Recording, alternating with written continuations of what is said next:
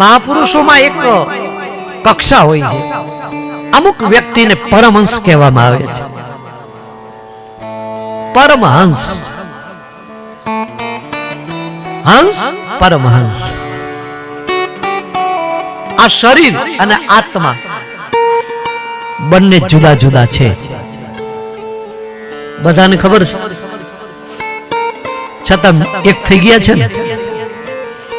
અને આપણે જુદો નથી પાડી શકતા આ આત્મા ને આ શરીર.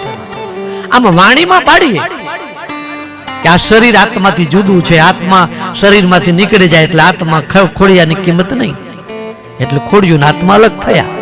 એ વાણીમાં, અનુભવમાં નહીં. તો આત્મ તત્વ એ હું છું એનો અનુભવ થઈ જાય અને આખો દેવ ભાવ છૂટી જાય, અલગ થઈ જાય. ક્યારે બને?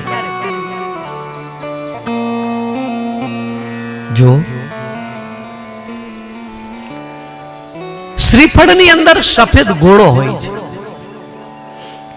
આમ જુદો હોય છતાં શ્રીફળ આરે જોડાયેલો પણ છે.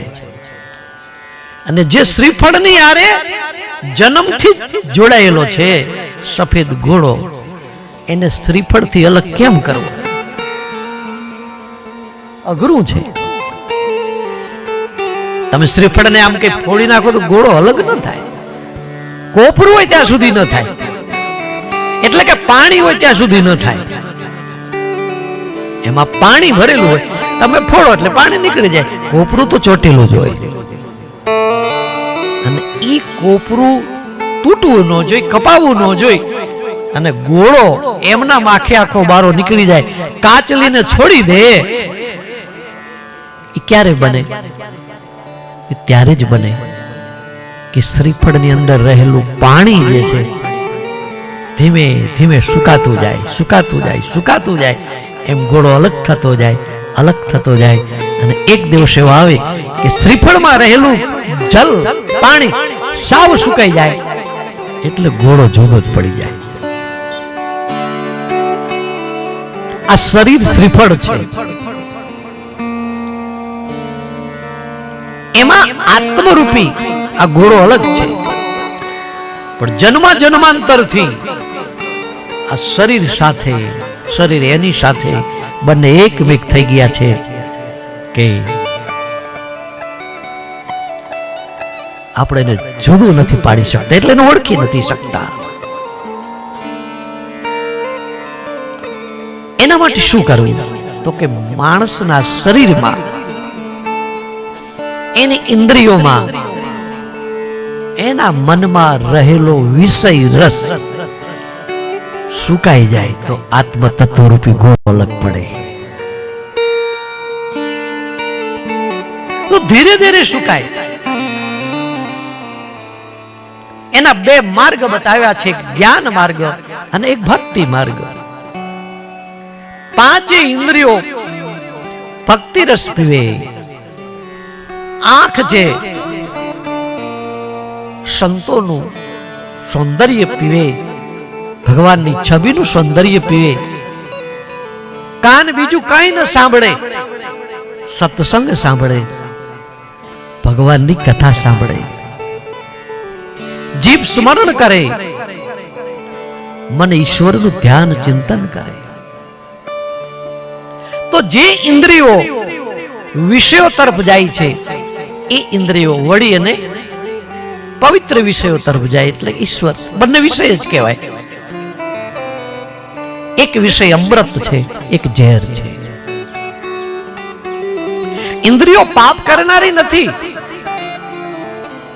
ધ્યાન દેના, આ ઇન્દ્રિયોથી ભક્તિ થાય છે એટલે પોષણ પણ કરે છે, સાધકનું પોષણ પણ કરે છે. સાધકને પરમાત્મા સુધી લઈ જવાનું કામ ઇન્દ્રિયો કરે છે. ઇન્દ્રિયો એને સાથ આપે છે, ઇન્દ્રિયો એને મદદ કરે છે. પણ ગુરુનો બોધ ન મળ્યો હોય તો એ જ ઇન્દ્રિયો શોષણ કરવાનું પણ કામ કરે છે, પતન પણ કરે અને પાવન પણ કરે.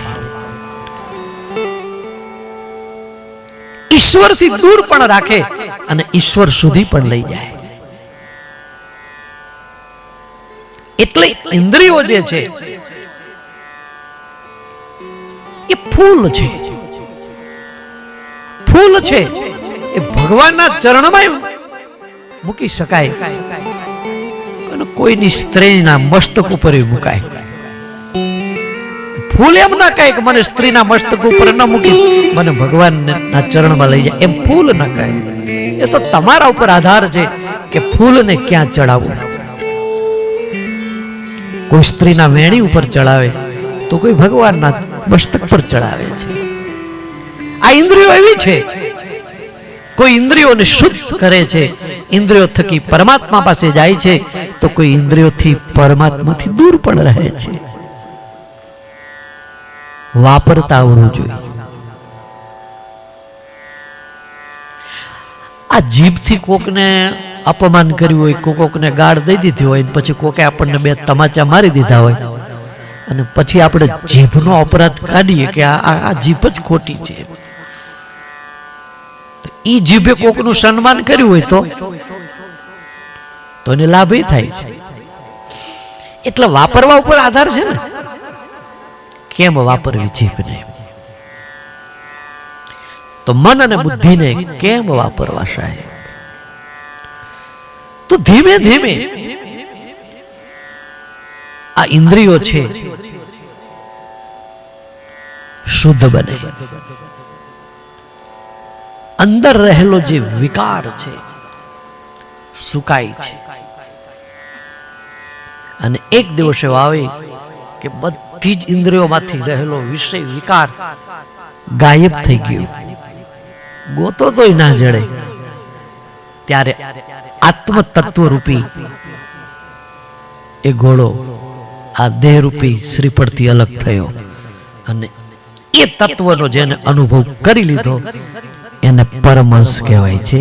પેલો હંસ છે એ ગુણ અને અવગુણ ભેગા થયેલા હોય, એમાં દૂધને ગ્રહણ કરે, પાણીને અલગ કરી નાખે. એમ આ આત્મા રૂપી જે હંસ છે એ શ્રીફળ રૂપી આ દેહને અલગ કરે, અને અંદર રહેલો આત્મરૂપી ઘોડો એ હું છું એવું નક્કી કરે, એને પરમહંસ કહેવાય.